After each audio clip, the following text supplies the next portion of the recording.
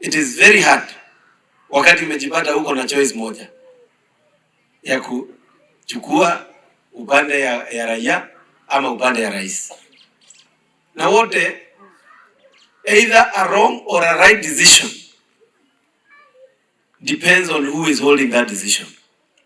But I would like to promise my people, hakuna kitu hata moja itapotea kwa sababu mimi nilisimama nikasema no. Na mimi niko katika mrengo ya rais, lakini pia mimi niko na akili yangu na sauti yangu.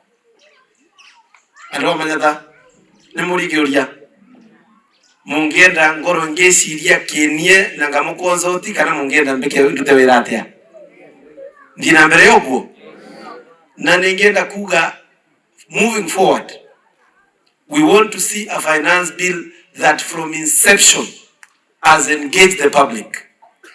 We want to see a finance bill instead of making finance bills unpopular. Let us make finance bill popular with the population, because these are the people who will pay the taxes and these are the people who will enjoy the fruits of the taxes. Lakini ningeomba tusiache raia nyuma. What we saw the last few days, maneno ya maandamano, is not something to ignore.